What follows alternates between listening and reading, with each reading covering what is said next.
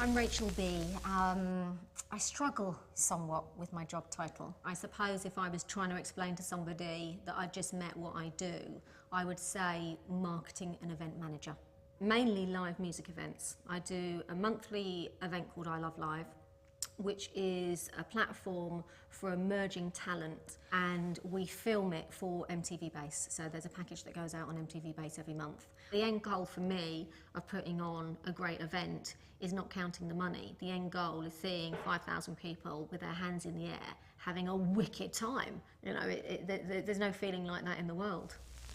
I spent my teenage years going to under-18s discos, and it was all urban music. I went to those clubs and I went to those parties, and I felt this was where I belonged. I'd never really belonged anywhere else. I was kind of a hippie kid going to school in Peckham with loads of black people, so I didn't fit in with the white people, the posh people who lived on the other side of Clapham in the big houses. Didn't really fit in with the black people, and somehow the warehouse parties were just where I finally felt like I really belonged. So it was really important for me.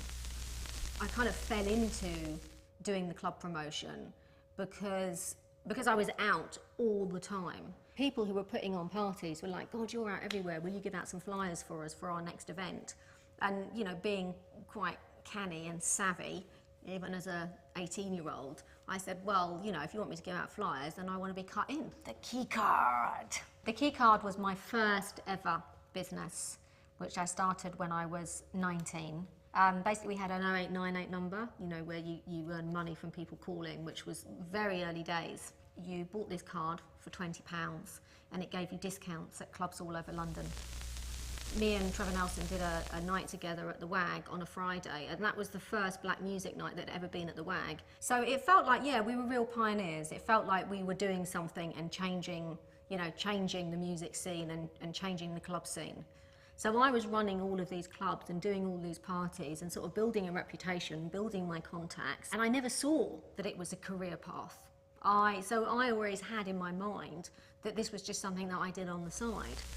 I got headhunted by Def Jam Records to go in and set up the label in the UK. Def Jam is probably, you know, the ultimate urban brand in the world, you know, and to be a part of it was just sort of like, you know, phenomenal for me. But when I actually got into the label, I found it really frustrating because there was a lot of politics and a lot of politics playing. And I realised quite quickly the majority of my energies would have been taken up with playing the politics rather than actually doing the job. I wanted to be an actress. When I was young, yeah, that was what I wanted to be. I actually got a place at a school when I was doing Respect at the WAG on Fridays, you know, and I was 19, I was earning pretty good money, you know, kind of making moves in the scene, and it was then that I thought, can I give this up? Because I'm not going to be able to go to drama school and carry on doing what I'm doing now. I left school when I was 13.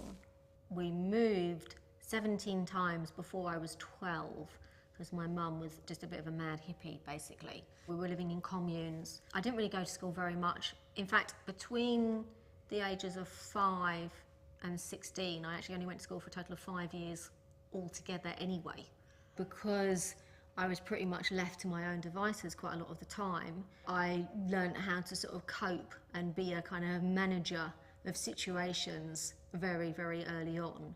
So school, when I did go, it almost seemed superfluous to requirements. I always have like a little set of things that I want to do in the next, you know, year to 2 years. Bigger game plan though, I suppose, you know, I just want to be happy. I think if you want to be an entrepreneur or work for yourself, the secret to success is just working bloody hard.